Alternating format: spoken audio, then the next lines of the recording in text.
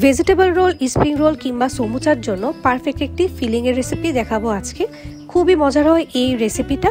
আপনারা এটা দিয়ে যে কোনো কিছু বানাতে পারেন। চলুন তৈরি করে নিই। 2 পিস মুরগির ব্রেস্ট পিস নিয়েছি, এতে আদা রসুন, লবণ, গরম মশলার গুঁড়ো এবং সামান্য গোলমরিচের গুঁড়ো দিয়ে একটু মেখে নিয়েছি।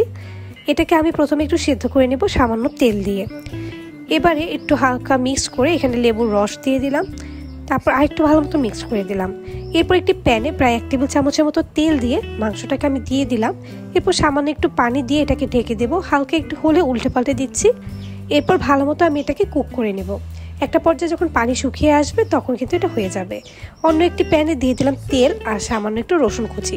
আর এই দেখুন চিকেনটা আমি ভালো মতো একটু ছাড়িয়ে নিচ্ছি, এরকম ঝুড়া টাইপের করে নেব। আর এখানে আমি চিংড়ি মাছ নিয়েছি, সেটা একটু সয়া সস দিয়ে ভিজিয়ে দিলাম। রসুনটা তেলে ভাজা হয়ে গেলে এখানে আমি দিয়ে দিলাম 2 কাপের মতো বাঁধাকপি, 1 কাপের মতো গাজর গ্রেট করা, এখানে আছে ক্যাপসিকাম হাফ কেটে নেওয়া। এটাকে খুব ভালো মতো সবজিটাকে আমি ভেজে নিচ্ছি। আপনারা চাইলে অন্য কোনো সবজিও অ্যাড করতে পারেন। একটু ভালো মতো হয়ে গেলে সাইড থেকে হালকা একটু তেল দিয়ে আমি চিংড়ি মাছগুলো ভেজে নিচ্ছি।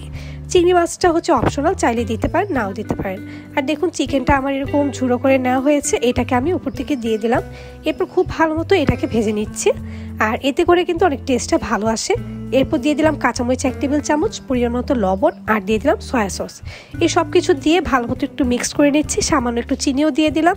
ভালো মতো একটু ভাজা ভাজা করে নিচ্ছি। এই দেখুন কালারটা কত সুন্দর আসছে, ফ্লেভারটা অনেক ভালো আসছিল। এ পর্যায়ে দিয়ে দিলাম 1 টেবিল চামচের মতো ময়দা। এইটা দিলে কিন্তু অনেক বেশি ঘন আর স্টিকি একটা ভাব আসবে, খেতে অনেক ভালো লাগে। সামান্য একটু পানি দিয়েছি, আপনারা চাইলে দুধ দিতে পারেন। এ পর্যায়ে আমার পুরটা কিন্তু একেবারে রেডি। এটা দিয়ে যে কোনো কিছু স্প্রিং রোল বা যে কোনো রোল কিংবা সমোচা আপনারা বানাতে পারেন। ইফতার টেবিলে কিন্তু অনেক বেশি ভালো লাগে। সবশেষে আমি এখানে দিয়ে দিব 1 চা চামচের মতো গোলমরিচের গুঁড়ো, এতে করে ফ্লেভারটা অনেক বেশি ভালো আসবে। এরপর একটু নাড়াচাড়া করে নিলেই কিন্তু হয়ে গেল।